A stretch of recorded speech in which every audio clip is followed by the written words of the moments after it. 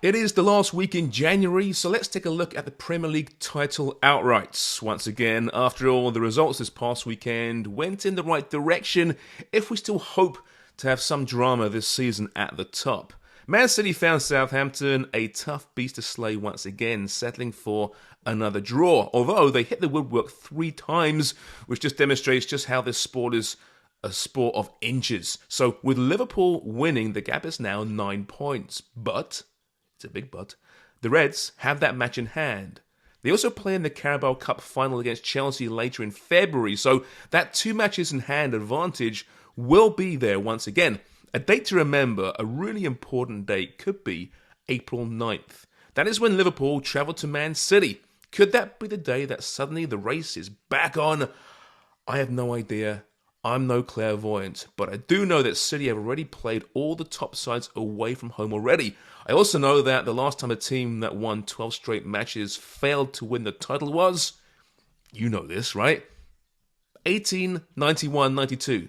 That season when Preston North End somehow blew it. Like, what were you thinking, Preston? It's a joke. You should be embarrassed. So as much as Liverpool being crowned champs at plus 650 is tempting, I fear it's probably not worthwhile. All right, from the Prem to the League Championship, which enjoys its version of a glamour tilt on Monday as Blackburn hosts Middlesbrough, 2 sleeping giants who should really be back in the Premier League, but will it be for next season? Just to remind you how it all works in the Championship, the top 2 sides win promotion, while the next 4 teams battle it out in a playoff for that final promotion spot. It's just amazing. Now, currently Blackburn are 3rd and Middlesbrough are 7th with 7 points between them. So for Borough, who are 2 points off that last playoff spot, this is just one huge match. Chris Wilder's side are on a tear, unbeaten in 7 games with 6 wins and a draw, and their battlers having come from behind after 84 minutes to beat Reading in the 95th minute on Saturday. As for Rovers, Tony Mowbray's great end to 2021 has slowed down, including a shock 2-0 loss to Hull last time out. Still, they bossed their home games, unbeaten in 6 and the second best record in the league. And Ben Brereton Diaz continues to tear it up with 20 goals so far, good for second place. Now, you may not have heard of him unless you're Chilean. He's an absolute stud, a superstar in Chile, a great backstory as well. And he's born in England, in Stoke. Now, back to this one, though. Last time they met, it was 1-1, with both teams having a man sent off. So either team at plus 170 is our pick, plus a red card in the match, and suddenly it's plus 450. Moving on to Afcon. It's been just a great tournament so far. And let's be honest, who had Cameroon against Comoros as a round of 16 clash?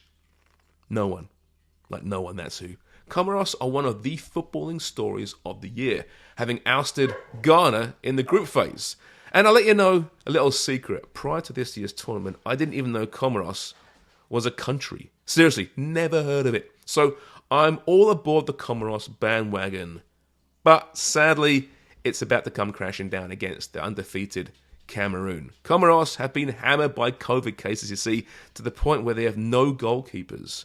Like none. 0. So an outfield player will don the gloves, and as any goalkeeper will tell you, that's not good. It's pretty bad.